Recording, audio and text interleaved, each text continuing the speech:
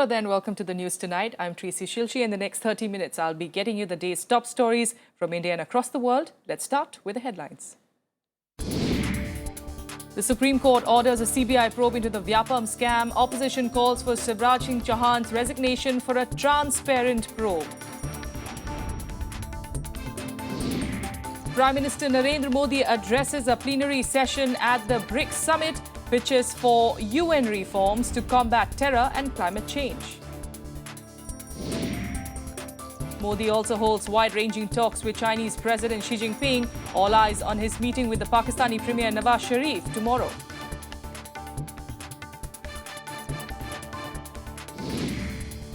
India and the United States signed tax information sharing agreement, move to combat tax dodgers in India and Americans stashing funds abroad. And just a day ahead of presenting new debt payout proposals, the Greek Prime Minister holds a cabinet meeting. The opposition says it will oppose harsh austerity measures. The top story this evening, the Supreme Court today transferred all the Vyapam case-related investigations to the CBI, ending weeks of suspense over the issue. The court said that all cases will be transferred to the CBI from Monday and the agency will file its report before it on the 24th of July. Earlier, the Madhya Pradesh government submitted that the state had no objection to transferring the investigation to the CBI for a free and fair probe. Welcoming the Apex Court order, Madhya Pradesh Chief Minister Shivraj Singh Chauhan said that the state government had nothing to hide. He also alleged that the opposition was needlessly politicizing the case. In the Supreme Court, when the matter was called out, I said on behalf of the state and the Chief Minister that please send the matter to CBI, and according to us, we have nothing to hide. So let the CBI investigate. How does it matter whether CBI investigates or a police team under the control of the High Court investigates? Therefore, it doesn't matter to us at all. Therefore, whoever may investigate. High court पर पूरा विश्वास है, न्याय व्यवस्था पर पूरा विश्वास है, हम पूरा आदर और सम्मान हाई कोर्ट का करते हैं। लेकिन जिस तरह का वातावरण खड़ा हुआ था उसमें मुझे लगा कि सीबीआई की जांच कराना आवश्यक है, तो उनको भी हमने अनुरोध पत्र दिया और सुप्रीम कोर्ट में भी हम यही निवेदन करेंगे कि ये जांच सीबीआई से कराई जाए। कांग्रेस का कष्ट व्यापम नहीं है, कांग्रेस का कष्ट जो मौतें हुई है वो नहीं है। कांग्रेस की तकलीफ है कि मैं लगातार 10 साल से मुख्यमंत्री हूं, तीसरी बार मैंने सरकार बना ली। हम शिवराज फोबिया से ग्रस्त नहीं हैं, हमें चिंता है इस देश में किस प्रकार से भ्रष्ट राजनेता, भ्रष्ट सरकारी अधिकारी, भ्रष्ट पुलिस के अफसर और भ्रष्ट दलालों का गठबंधन किस प्रकार से इस पूरी व्यवस्था को बेईमानियों का एक जरिया बना सकता है, हमें उसकी चिंता है। So as you can see, while the CBI gets ready to take over investigations, the Congress and BJP continuing to trade charges. The Congress, in fact, reiterating that the Chief Minister had to resign to ensure a fair and transparent probe. Here are today's developments. A green signal for a CBI probe into the Vyapam scam. But the Congress isn't letting Madhya Pradesh Chief Minister Shivraj Singh Chauhan off the hook. The party wants him to resign in the interest of a fair probe. प्रधानमंत्री जी, आपके शब्दों का वजन होना चाहिए। आप खाने क्यों दे रहे हैं? आप राजस्थान में खाने क्यों दे रहे हैं? आप मोदी जी को वापस क्यों नहीं ला रहे हैं? आप चौहान जी को खाने क्यों दे रहे हैं? Other opposition parties also joined the chorus for Shivraj's resignation. The Chief Minister has no alternative but to resign.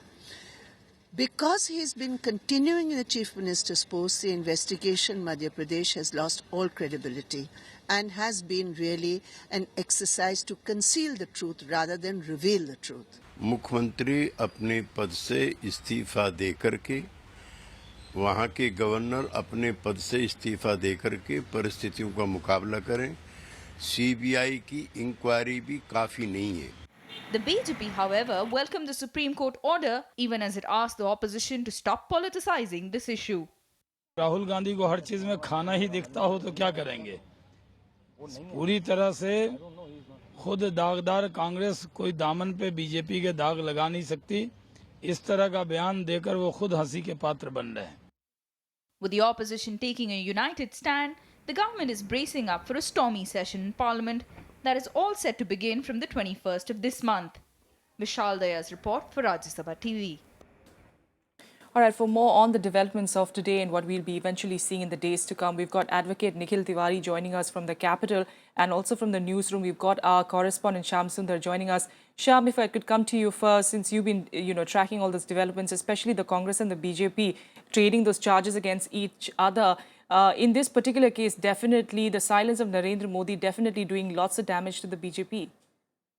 Definitely, Tracy, and BJP whole day was trying to do damage control exercise. BJP spokespersons were there in the BJP office since morning, and they were talking to media, and they were trying to convince media that it was Shivraj Singh Chauhan and BJP who decided to go to the High Court and Supreme Court for a CBI inquiry, and Shivraj Singh Chauhan is a whistleblower. But if you go by the perception, a perception is created that after BJP had an idea that Supreme Court is going to order a CBI inquiry, so Shivraj Singh Chauhan and central government, they try to preempt this thing, and they written a letter to Jabalpur High Court for a CBI inquiry, and the way Supreme Court has said that why Ram Naresh Yadav, the Madhya Pradesh governor, is in office, and why there is no FIR, and within 4 weeks central government and Madhya Pradesh government has to give a reply, and after that the way the senior leaders of BJP and ministers in the government, they got active. It is very, very clear that government is nervous on this issue, and they don't want to give an impression that government is not doing anything. And in the evening, Rajnath Singh briefed President Pranab Mukherjee on the whole issue, and there are speculations that BJP is giving some time to Madhya Pradesh Governor Ram Naresh Yadav to resign himself. But if he decides not to resign himself, then central government can ask him to step down from his position. All right, we'll have to see what the days ahead have to offer. Thanks so much, Shyam, for joining us with those details. They're giving us a sense really of what politically we are seeing into this particular case. Meanwhile, if I could come to you, Nikhil Tiwari, in terms of the way the probe is actually heading, how important is this Supreme Court order today, and is this also an indictment of that High Court?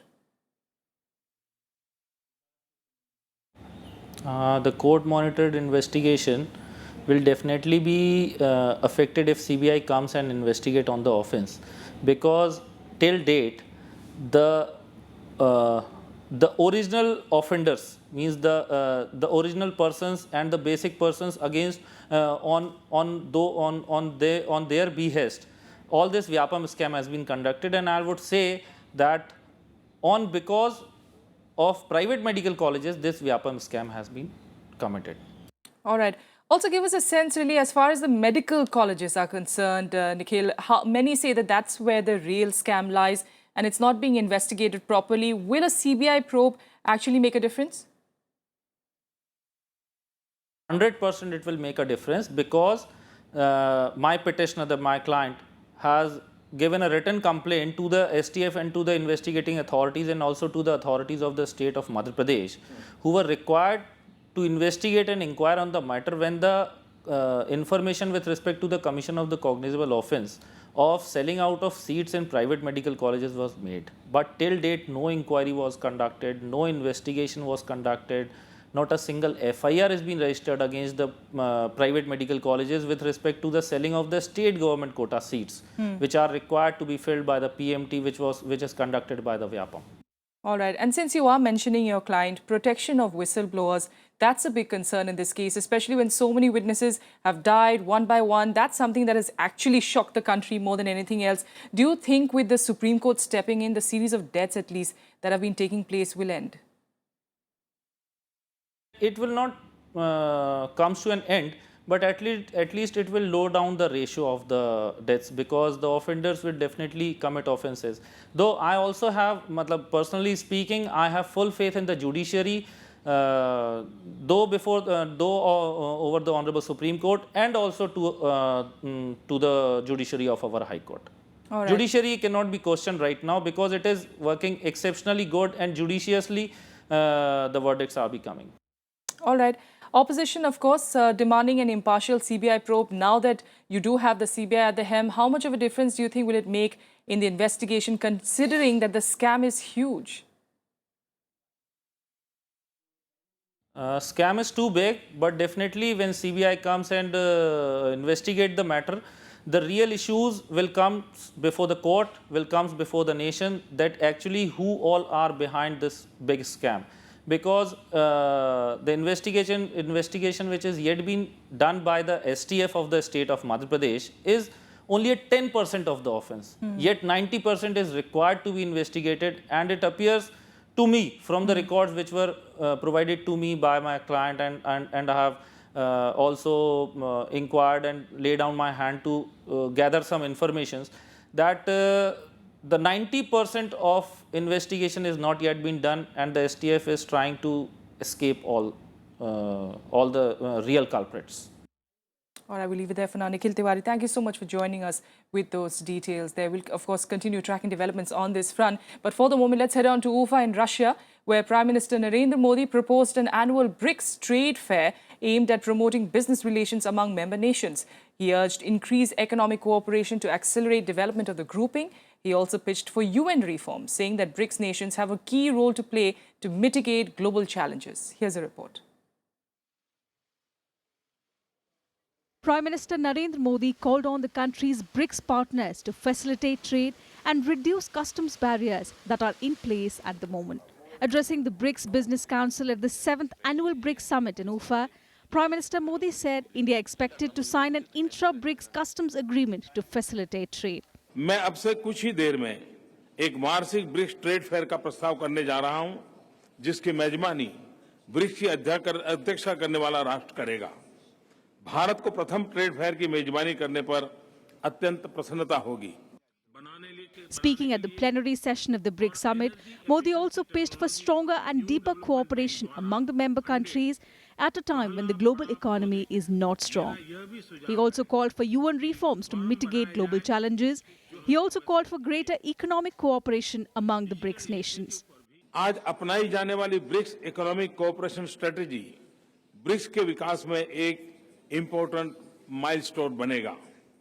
मैं एक dedicated BRICS information sharing and exchanging platform की स्थापना का स्वागत करता हूं, जो हमारे देशों की बिजनेस कम्युनिटीज के लिए आवश्यक व्यवहारिक सूचना के भंडार का लाभकारी प्रयोजन पूरा करता है। किसी प्रकार की भी चुनौती हो, आर्थिक, सामाजिक या राजनीतिक, हमें उन्हें सुलझाने में और अधिक सफल होंगे जब हम यूनाइटेड नेशंस और उसके सिक्योरिटी काउंसिल में निर्धारित समय पर रिफॉर्म्स पूरा करें।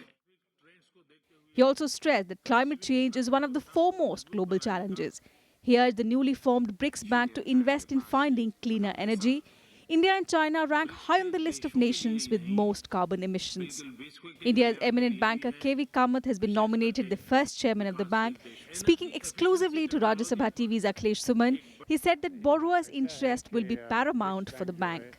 एक स्टेटमेंट है कि जो भी डेवलपिंग कंट्रीज हैं वो अब खुद अपने पैर पे खड़ा हो सकते हैं। That is basically what I see as the BRICS bank. दूसरा जो है lending from a borrower's point of view, so that we understand the borrower and उसके हिसाब से लेंड करें। Prime Minister Narendra Modi also proposed an annual BRICS trade fair aimed at improving business relations between the members. With inputs from Akhilesh Suman, Bureau Report, Rajya Sabha TV. Well, Prime Minister Narendra Modi and his Pakistani counterpart Nawaz Sharif will have their first official meeting on Friday since May last year. Ahead of the key meeting on the sidelines of the BRICS summit, Modi raised the issue of Lakhvi's release with Chinese President Xi Jinping. Though China maintains that its decision to block India's plea at the UN was based on facts, it reassured of its commitments on terror. It would be their first face-to-face interaction since the two leaders shook hands in Kathmandu at the SAARC summit last year.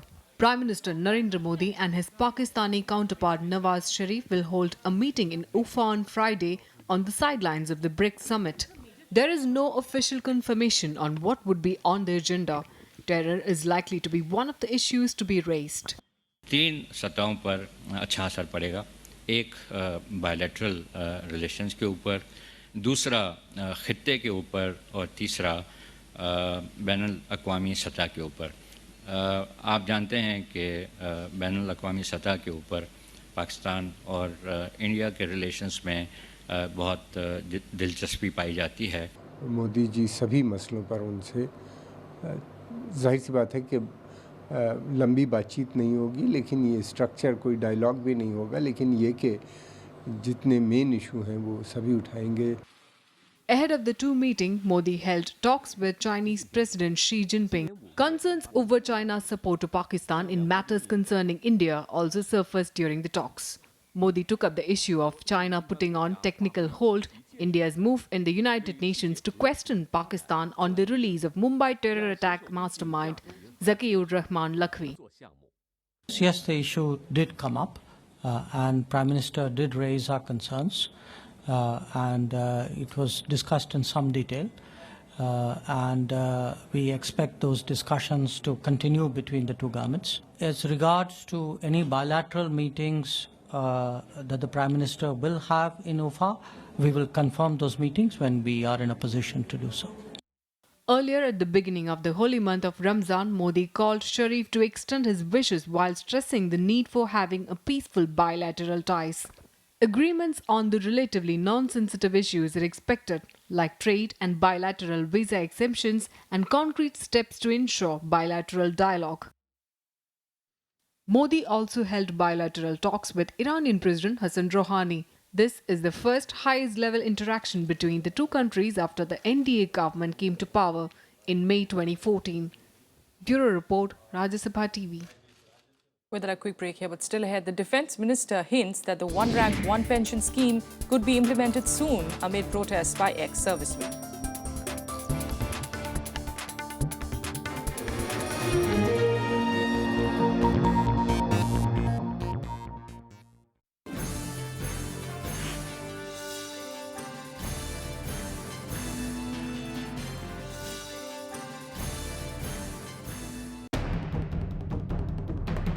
The multi-pronged Madhya Pradesh Vyapam scam, hogging headlines for weeks now. A flurry of scam-related deaths. What keeps the scam alive and kicking? Watch the big picture at 9:30 p.m. on Rajya Sabha television.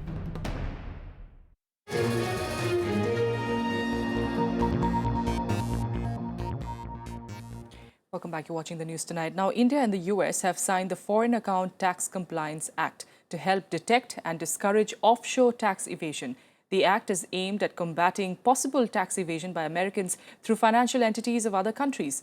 The deal will facilitate exchange of information between the two countries from the 1st of October. Under the pact, US will also share financial information with India, and in return, New Delhi expects to garner Washington's support to bring back illicit funds stashed by Indians in foreign tax havens and boost revenues by getting information about Indians working in the US. It's a good and important signing. It's a good development when we can share information like this on tax matters, help deter and detect and discourage tax abuses on both sides. So this is a really good development. This will bring in greater transparency to tax administration and enforcing tax compliance, on enforcing prevention of offshore tax evasion on the part of various people, as they have been doing from time to time. This is a major step in government's resolve to fight the menace of black money. In other news, the stalemate over the one rank, one pension scheme is likely to end. Defence Minister Manohar Parrikar today assured ex-servicemen there will be good news on the scheme very soon. Speaking at an orientation program in Lucknow, Parrikar said that work in the Defence Ministry on the scheme is almost complete and that it will be implemented very soon. One rank, one pension has been a long-standing demand of the ex-servicemen, with protests picking up across the country again. When issues are with different ministries, time frame becomes difficult. From my side, I completed the time frame as I had promised. In spite of lot of difficulties, हमारे department ने अपनी time frame follow की, लेकिन केवल मेरे department की decision से issue ख़त्म नहीं होता है. एक्चुअल जो ऑर्डर निकलनी है उसके लिए 2-3 और स्टेप्स बैलेंस है. वो स्टेप्स के बारे में मैं कोशिश कर रहा हूँ जल्दी से जल्दी हो जाए. And now let's take you through some quick national updates in Nationwide. In yet another incident of ceasefire violation, a BSF Jawan was killed in firing by Pakistani troops. The firing took place on the line of control in the Baramulla sector of North Kashmir on Thursday. Another Jawan was shot dead by unidentified gunmen in Shopian earlier. Dilsukh Nagar twin blast accused Yasin Bhatkar was produced in a Hyderabad court along with 4 others today. The court might announce order against him on the 14th of July. The Indian Mujahideen leader has alleged that he is facing threat to his life from police and sought round-the-clock surveillance. Delhi police has arrested an MLA of the Aam Aadmi Party in connection with a forgery case. Kondli MLA Manoj Kumar has been accused of buying land on forged documents. Delhi police says Manoj Kumar has 7 cases against him, including of cheating and assault. Continuous rainfall for the past 72 hours in Himachal Pradesh has resulted in blocked highways. Heavy monsoon rains have triggered landslides in Shimla and Kulu district, uprooting trees and disrupting transport. The swollen Bias and Parbati rivers are flowing above danger mark and a high alert has been sounded, cautioning people to refrain from going near the river banks. International News 9, in a last-ditch effort, the Greek Prime Minister convened an early cabinet meeting in Athens before presenting a detailed reform package to its international creditors. Requesting a new loan, Greece has agreed to implement some reforms. Greece, remember, has less than a day now to present its new proposals and prove its intent. Greece could finally see itself getting out of the deadlock over the bailout deal if new proposals expected by the Greek government translate into a viable solution for all sides. The next few hours will be crucial for the Greek government. Greece has until the end of the day to present its new proposals to secure the third aid package and prevent an exit from the Eurozone. After meetings in Brussels and an address at the European Parliament, Greek Prime Minister Alexis Tsipras held a cabinet meeting early on Thursday to finalize the new terms. The Greek opposition has pledged to oppose the harsh austerity measures demanded by creditors. Στιγμές είναι κρίσιμες και η πληροφόρηση, η έγκυρη πληροφόρηση, τουλάχιστον στις πολιτικές δυνάμεις, είναι κάτι που κατά τη γνώμη μου είναι απαραίτητο για να μην δημιουργούνται ούτε ασάφειες ούτε παρεξηγήσεις. Από εκεί και πέρα νομίζω ότι κινούμαστε στο πλαίσιο αυτό που συμφωνήσαμε προχθές. Κυρίες και κύριοι, η Ελλάδα είναι προφανές επιδιώκει να επιτύχει και μάλιστα άμεσα μια συμφωνία με τους θεσμούς. Θέλουμε όμως μια συμφωνία που να σέβεται την αξιοπρέπεια της χώρας και του λαού μας. Greece says it wants a major restructuring of its massive debt. Though there are few details of the proposals, the government has requested an unspecified loan from the ESM bailout fund to meet Greece's debt obligations. In return, it has promised to begin implementing tax and pension measures sought by the creditors as early as Monday. IMF says it's fully engaged in helping find a solution, but no special treatment will be meted out to Greece. Σήμερα καταθέσαμε επίσημη πρόταση στον Ευρωπαϊκό Μηχανισμό Στήριξης για ένα πρόγραμμα στήριξης με επαρκή χρηματοδότηση για το μεσοπρόθεσμο διάστημα και αύριο θα καταθέσουμε αναλυτικά τις προτάσεις μας με αξιόπιστες μεταρρυθμίσεις. We remain fully engaged in order to help find the solution that will be most conducive to what I said is our mission, which is to try to help with restoring stability, growth and debt sustainability. Those will continue to be the guiding principles of how we have to operate in order to help the country. Eurozone finance ministers will study the new proposal on Saturday and hold a full EU summit on Sunday. The Greek government has meanwhile extended bank closures and the daily limit on cash withdrawals until Monday. Bureau Report, Rajya Sabha TV.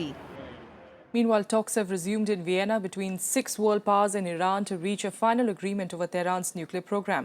The leaders had extended the self-imposed deadline till Friday to continue talks on the remaining sticking points.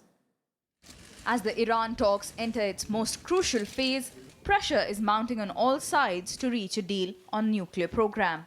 Negotiations resumed in Vienna on a ministerial level between Tehran and the 6 world powers. US Secretary of State John Kerry and Iranian Foreign Minister Javed Zarif too stayed behind in an attempt to break the logjam. We are continuing to negotiate for the next couple of days. This does not mean we are extending our deadline. So it's a window that we are using at the maximum, but we are not closing the window and then opening another window at another time. We are using the time now. Мы сейчас на основе того же принципа сочетания и поэтапности и взаимности вплотную подошли к заключению уже не промежуточной, а окончательной, всеобъемлющей договоренности. Она вот уже в пределах досягаемого. The leaders are at loggerheads over three key issues: international inspections of Iran's non-nuclear sites, sanctions, and how Iran's compliance will be verified. Iran also wants a UN Security Council arms embargo to be scrapped, claiming it has nothing to do with the nuclear issue. Russia put its weight behind Iran, calling for lifting the arms embargo on a priority basis. Мы выступаем за то, чтобы снятие оружейного эмбарго произошло как можно скорее. Тем более, как мы только что выяснили с вами. Both sides of the Vienna talks said they hoped for progress before Friday's deadline, but there has been little concrete sign of a breakthrough. Bureau Report, Rajya Sabha TV. All right, now let's get to some sports news. And in Wimbledon today, the Indo-Romanian pair of Rohan Bopanna and Florin Mergia lost the men's doubles semi-finals. The fourth-seeded pair of Jean-Julien Rojer and Horia Tecau defeated the Bopanna-Mergia pair 4-6, 6-2, 6-3, 4-6, 13-11 in a marathon clash that lasted for 3 hours, 23 minutes. Rojer and Tecau hit 19 winners and 9 aces. They will now face the winner of the other semi-final, taking place between Jamie Murray, Jean Piers and Jonathan Elric, Philip Pechner in the title clash. And let's get you more sports news in Sports Beat now. Continuing with Wimbledon, Spain's Garbine Muguruza defeated former finalist Agnieszka Radwanska of Poland in straight sets 6-2, 3-6, 6-3 to reach her first Grand Slam final. Muguruza led by a set and a break, only for Radwanska to respond with 6 straight games and force a decider. She will now face Serena Williams or Maria Sharapova in Saturday's final. The Ajinkya Rahane-led Indian cricket team will take on Zimbabwe in the first match of the 3-match ODI series at Harare on Friday. This will be India's first assignment after a heartbreaking series defeat against the Asian neighbours Bangladesh. The last time when India graced Zimbabwe's soil, the team led by Virat Kohli whitewashed the hosts 5-0. England were dismissed for 430 in their first innings against Australia on the second day of the first Ashes Test. Moeen Ali scored 77 runs after continuing on 26 not out overnight in a total of 343 for 7. Left-arm fast bowler Mitchell Starc led Australia's attack with 5 wickets for 114 runs in 24 overs. Australia scored 195 runs, losing 3 wickets in their first innings.